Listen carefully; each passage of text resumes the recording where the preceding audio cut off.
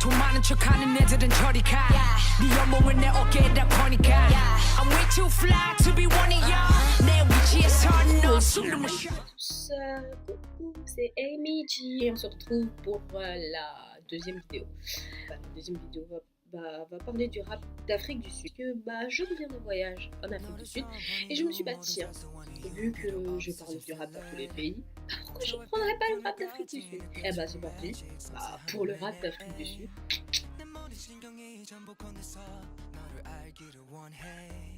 On peut dire que c'est souvent bien un univers excentrique.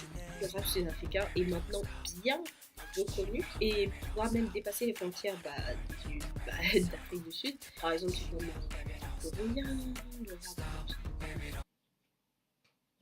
le rap coréen, rap russe, dont je vais parler sûrement dans une prochaine vidéo. Quand je vous dis rap sud-africain, il y a deux rappeurs auxquels on peut directement penser, Ninja et Yolandi.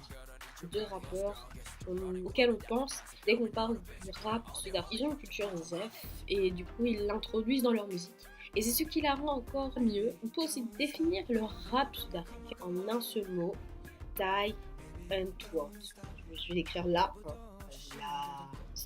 Donc on dit qu'il va bientôt passer les frontières du pays. Voici une phrase d'un rappeur sud-africain. En fait, je me suis rendu compte qu'on ne passait jamais de hip-hop sud-africain en club, tout simplement parce que nous n'en produisons quasiment pas. On jouait exclusivement des sons américains. À un moment donné, je me suis dit que ce n'était plus possible. Comme ça que tout a commencé. Et c'est comme ça que c'est apparu. Comme figure de ce style de musique, de ce rap, on a Frank Casino. C'est une nouvelle figure de rap sud-africain émergente de 2016, donc c'est vraiment du nouveau.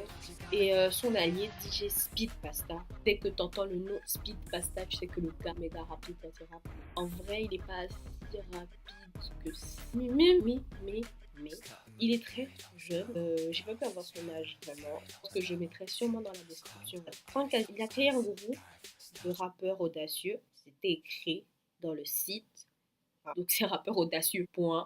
Je mets aussi le lien du site dans la description pour que vous puissiez aussi lire tout ce que j'ai dit en fait. Il dit que mon but, je cite, c'est vraiment de les aider à se développer, à s'améliorer. Je suis un peu leur guide, leur mentor.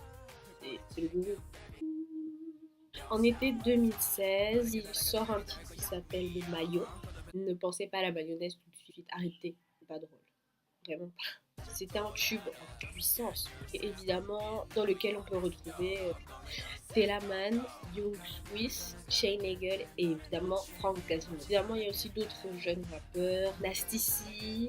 Frank Casino est considéré comme l'un des plus grands espoirs du hip-hop et du rap sud-africain. Oui, c'est l'espoir de l'Afrique. On peut aussi parler de Captain Park à Johannesburg, et c'est vraiment l'origine des deux titres qui ont vraiment augmenter la popularité du rap sud-africain avec ASAP Rocky, Hunting et dont leurs clips évidemment font quand même près d'un demi-million de vues sur YouTube. Mais évidemment, je ne vais pas seulement vous parler des rappeurs parce que évidemment il n'y a pas que des rappeurs, il y a des rappeuses. Alors on a Nadia Nakai avec son titre Money Back, qui conseille vraiment d'écouter parce que c'est vraiment du lourd, c'est vraiment ouf. Elle est forte. Moi j'ai demandé aussi Bongo Zaka, c'est aussi un de ses titres à Nadia Nakai. Où on a aussi une autre rappeuse qui s'appelle Mouzli et qui a d'ailleurs collaboré avec DJ Speedstar. Le clip s'appelle Don't Panic. Évidemment, on peut bien se réjouir de cette grande popularité dans le rap sud-africain, mais on ne peut pas vraiment parler de hip-hop appartenant à l'Afrique du Sud. Ça ramène quand même un peu à l'Amérique, parce que c'est quand même, c'est les États-Unis. On ne peut pas vraiment identifier ça comme du hip-hop sud-africain.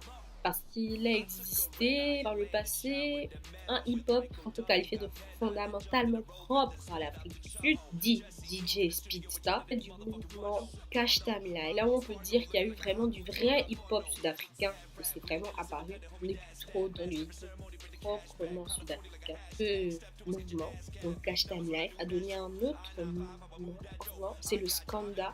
C'est une fusion entre le hip-hop et le kawaito. C'est rappé en zoulou. Il y a une chanson et ça s'appelle Kara Kara. Et le rappeur, c'est Kao. Et d'ailleurs, c'est l'un des plus gros succès d'Afrique du Sud en 2014. Kao a dit que quand on fait du rap et qu'on a trop le rap US, on finit par perdre le plus important.